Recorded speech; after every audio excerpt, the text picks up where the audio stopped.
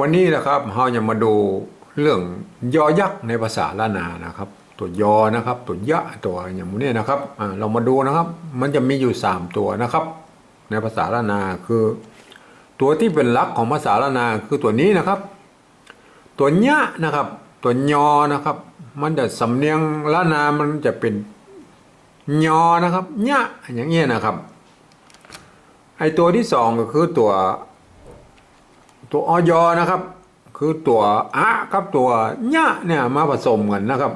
เพื่อให้มันเป็นตัวพิเศษนะครับมันจะเป็นตัวอยนะครับตัวพิเศษนะฮะออกสำเนียงไปทางยอยักษ์ไทยนะครับอยู่ย่าย่างยากอันอย่างนั้นนะครับและตัวที่3ก็คือตัวยะนะครับตัวยะคือตัวนี้นะครับตัวนี้จะใช้ยอหญิงแตนนะครับยะมันก็คือออกไปทางสำเนียงยอยักษ์ไทยเหมือนกันนะครับเหมือนคล้ายๆกับอยนะแต่ส่วนมากบอกให้ได้ใจเป็นไอ้วันพยัญชนะต้นนะครับส่วนมากบอกได้มันจะเป็นตัวประกอบไปเฉยๆนะครับ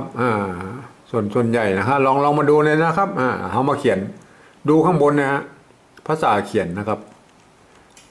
อะหยังบ่มีปัญญา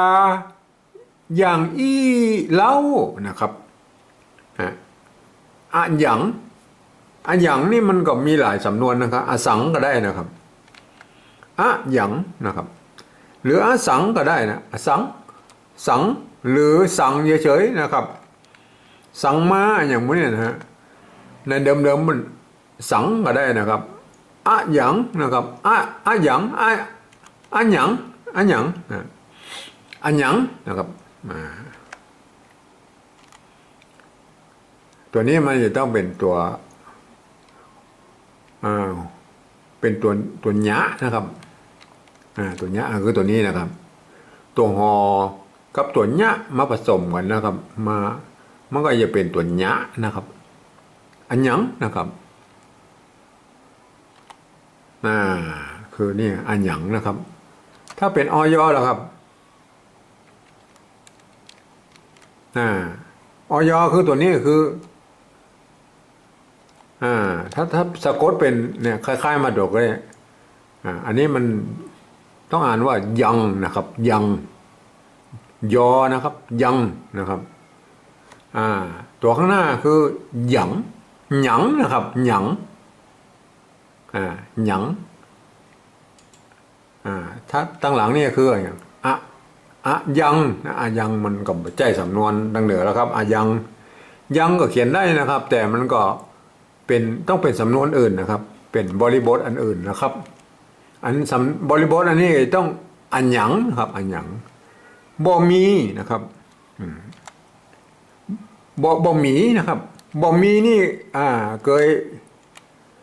คยเอารวมกันแล้วนะครับบ่มีนะครับบ่มีนี่มันรวมมาได้นะครับมันเป็นหมีนะครับบ่มีก็ต้องเขียนแยกต่างหากคือบ่มีนะครับเขียนแยกไปเลยนะครับเพราะมันเอารวมกันมาได้ครับปัญญานะครับปัญญานะครับ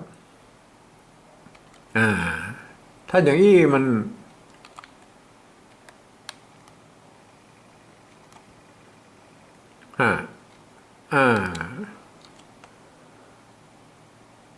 มันก็เขียนไปมันเอาปะหางยาวใส่นะครับก็ปัญญามันอาจจะปัญญาได้มันตัวนี้เพื่อจะใจตัวปะป้อมนะครับตัวปะป้อมนะครับตัวนี้นะครับปะป้อมนะฮะในภาษาบาลีนะครับแล้วก็ใจตัวยะนะครับ2ตัวนะครับตัวยะนะครับ2ตัวนะครับแล้วก็เอาไปซ้อนกันนะครับคือตัวนี้นะครับแล้วก็ไม้กานะครับอ่านว่าปัญญานะครับอันนี้มันเป็นคำของบาลีนะครับคนเขียนที่นะครับปัญญานะครับบางคนไม่อาจจะอ่านว่าปัญญาเนี่ยนะมันก็สุดแล้วแต่ละผมว่า พื้นฐานแล้วมันมาจากตัวยะนะครับ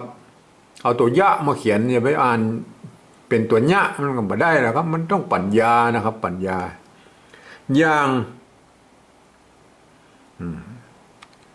อย่างก็อยแล้วครับหารทางบนนะครับอย่างนะอยู่ยาอย่างยากนะครับ อันนี้อย่างก็คือตัวนี้แหละครับอย่างถ้าจะเขียนเป็นหอยอนะครับเอาตัวยะมาเขียนนะครับอย่างนี้นะครับอย่างนี้ก็อ่านว่า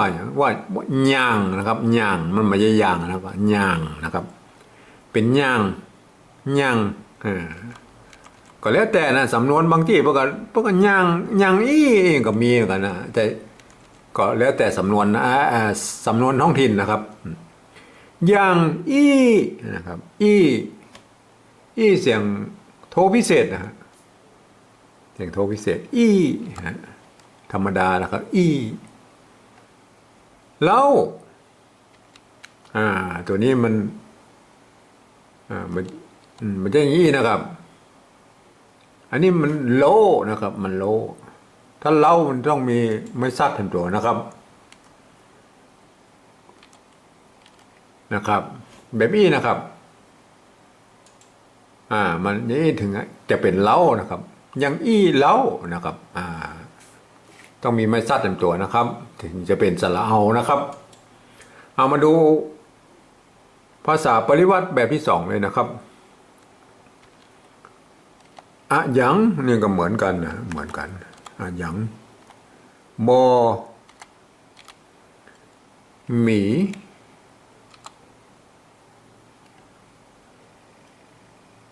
อันนี้เพียงแต่บ่มีไม้จัตวาอย่างอันนะครับอันนี้เปลี่ยนมานักนะครับเพราะว่ามัน